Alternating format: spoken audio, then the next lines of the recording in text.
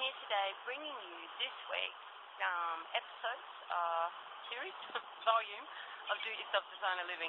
And this week we're looking at Do-It-Yourself Designer Piece. And what I was hoping to achieve in this week is demonstrate how important it is for people to focus on what it is that they want rather than what it is they don't want. So what we're looking at is how we can put our energy on the things that we desire and keep it there even in the midst of other things. Now, I've often been accused of having my head in the clouds or my head in the sand, but the thing is, you will get what you focus on. That's as simple as it is. And if your focus is on the things that you don't want, they'll still be what you'll be putting out there, and they'll still be what comes back to you. So right now in this beautiful environment, yes, I'm back at Burleigh, and what can I say? It's gorgeous. So this week, today, I'm going to just sort of point out that at the age of 5, I saw the evening news, and it gave me nightmares. And it was pretty simple to me, very logical that, it was good not to watch the evening news. And I've pretty much stayed that way. And some people would say that that is putting my head in the sand, but I found that anything that I really need to know about or really care to know about, that news gets to me anyway. The other stuff is just an awful lot of fear-provoking, unnecessary fodder for my very fertile imagination, and I don't need it. And I spent half of my life living in that kind of fear until I finally culminated in alopecia and dealt with things once and for all. Now I have techniques and tools and ways to deal with that, and I'm going to share those with you this week. So have a look at the blog, and I'll be back again tomorrow. See ya. Do-It-Yourself Designer Piece. I want to start out by quoting your verse to you.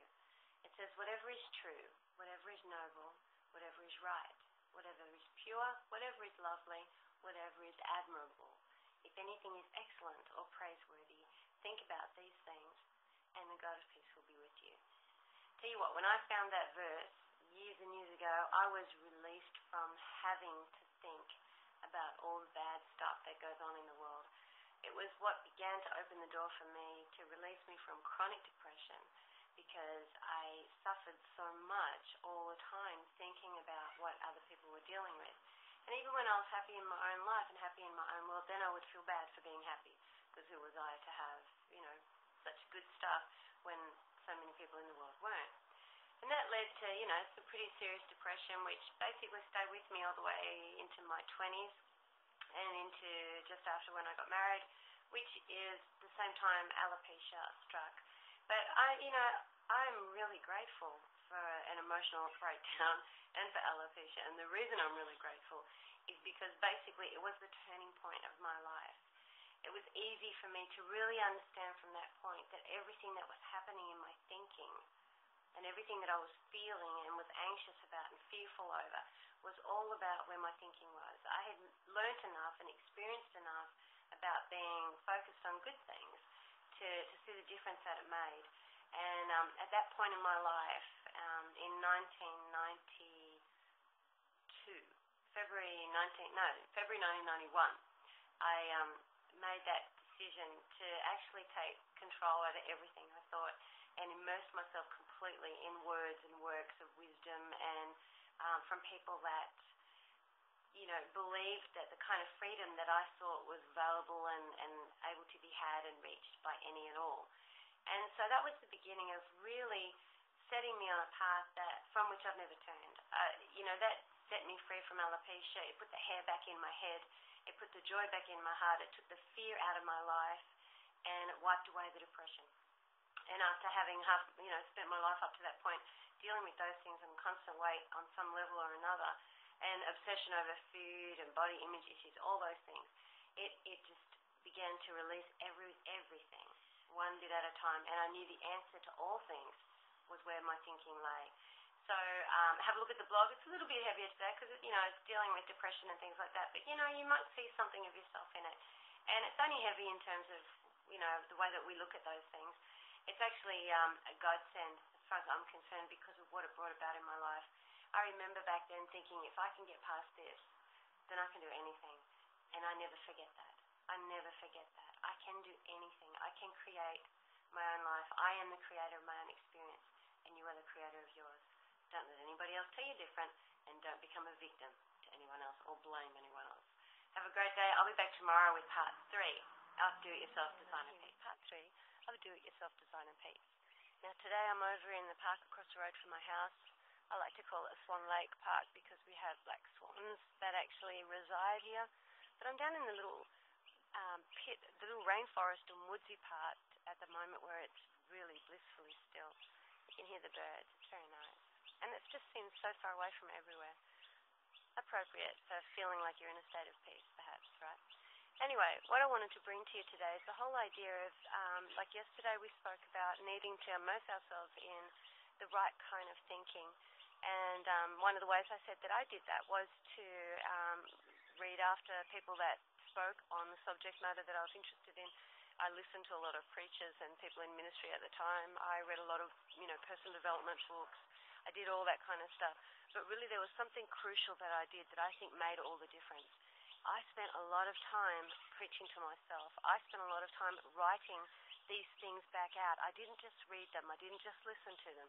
I regurgitated them. I made them my own, and I did it for a long time. They became so much a part of my thinking that you couldn't blow them out of me now, and that's how you want it to be. You want to be that sure of something that you're unshakable. And that doesn't mean that you're not open and flexible. It just means that there are some things that are not negotiable, and you know what they are as they rescue you, as they bring good fruit into your life, you recognize them. And so that's what today's blog is about as well. I'll give you a few tips on what I used to do, what I still do, and how that changed everything. Okay, I'll see you tomorrow for part 4 of Do It Yourself Design a Piece. By the way, radio show's on soon. Have a listen. It'd be great to see you, hear you, have a chat with you, whatever. We'll see you in Do It Yourself Design a Piece, part 4. Now, it's been nice down in Burleigh. The sun's kind of in and out, but it's been pretty good overall. What I want to talk to you today is about the piece that you've been developing and how to sustain it. It's really important to realize that you need to habituate a way of thinking so much that it really does become your authentic nature. Well, we say second nature, but when you make something so much a part of who you are and it's aligned to the core of your being, you're really reverting to your authentic nature and living out of the deeper part of who you are, the eternal part of who you are. So when we're talking about mastering peace in different situations in this week, and about how we can bring peace to our minds and our hearts in certain settings and situations. And I've given you some examples of the types of things that I've had to do that in. But the point I want to bring out today is that, the same way that we can have recurring physical things, we can have recurring emotional and psychological things too. And it's not because they're not dealt with. And if you fall into the trap of thinking that, then you actually will, be in danger of going backwards. But it's not because they're not dealt with. It's because you're forever spiraling deeper. You're forever peeling back the layers to your deeper self. And the deeper you go, the more intense those layers become, for one, because the more hidden away they've been, the more protected and preserved they've been kept, if you like. And so the deeper you go into those things, the more intense those issues become. And that's exacerbated by the fact that you become accustomed to feeling peace. You become accustomed to feeling good. You become accustomed to all the things that you enjoy about life. And so when you have these moments where it seems to, a switch seems to flick and you're back in this old zone and you kind of have the wind knocked out of you and wonder, how the heck did I get here? And why am I back here? And it'll be because something has triggered it, and it's time to take it to a deeper place. And what you'll find over time, or what I found for me over time, is that the issues that are recurring are the ones that are based around a truth that I really want fullness in. I want to be so free in it that it ends up becoming the driving fuel behind all my passions. And for me, those things would be, one, to live free, to be truly free, which means that all elements of security that I could possibly have are all contained within myself, where I believe God lives anyway. And the other would be to know myself as beautiful from the inside out. No matter how I look, no matter how old I am, no matter what conditions come to me, I will always see the beauty that is really me, and it's the eternal spirit, and it's like God, and it is only beautiful. And so these truths come back in various forms for me. and the other would be to be connected. But they're all tied up together, because in being connected, and that's the ultimate one, in being connected, I will always know myself as beautiful, and I will always know myself as absolutely secure. So I just wanted to tell you, these things come back, or they can. Some are gone and gone forever, but the ones that you really build your life around, the truths that you really want to know about yourself, these will come back for exploration again. It's not a bad thing. Read the blog to look at how you can deal with those things. See you soon.